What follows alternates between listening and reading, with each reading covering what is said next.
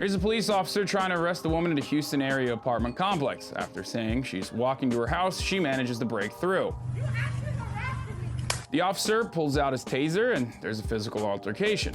The officer manages to get the woman on her back and is standing on top of her when you hear the words, I'll punch it. and then, according to the police, she gains control of the taser for a brief moment and uses it against the officer.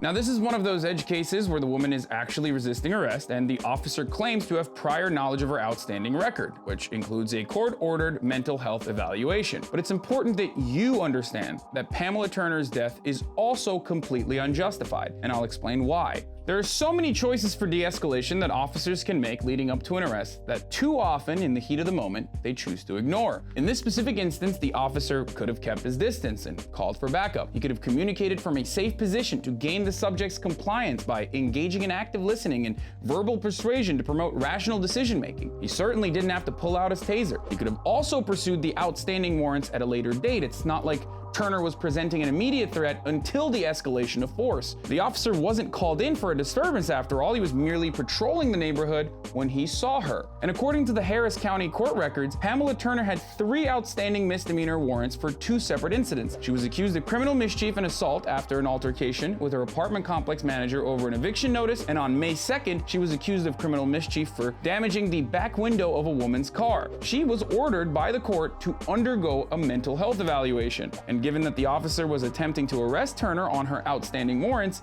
he knew all of this. So I ask you, did she deserve this? Does anyone deserve this? Imagine getting in a fight with your landlord over an eviction, and the court orders you to undergo a mental health evaluation, which you definitely didn't have money for before the court order, and then you're walking home one night and a police officer comes out of nowhere and tries to overpower you and arrest you, and during that altercation, shoots you 5 times on the ground after you tell him you're pregnant. We know now that Turner wasn't pregnant, but it's important that she mentioned that, and the officer still continued to shoot this person. Now, I'm not saying this was a cop on a murder rampage who simply wanted to kill a black person. He was absolutely racist. But this is yet another situation where a simple arrest turned into a killing in less than 30 seconds. The officer in question was an 11-year veteran on the force who did not consider whether Turner's lack of compliance was a deliberate attempt to resist or the result of an inability to comply based on factors like a medical condition, mental impairment, developmental disability, drug interaction, or behavioral crisis. These are standard operating procedures officers are trained for, but are rarely ever held accountable for breaking. And now, as a consequence of that, another woman is dead. I'm Hasan Piker. If this outrages you, please share this video with your friends and leave your thoughts in the comments below. For a longer conversation, please join me live on my Twitch every day after 5 p.m. Pacific at twitch.tv/Hasanabi. And if you'd like to help TYT, please go to tyt.com/join and join TYT memberships. Only $5 a month and it greatly helps us. And this has been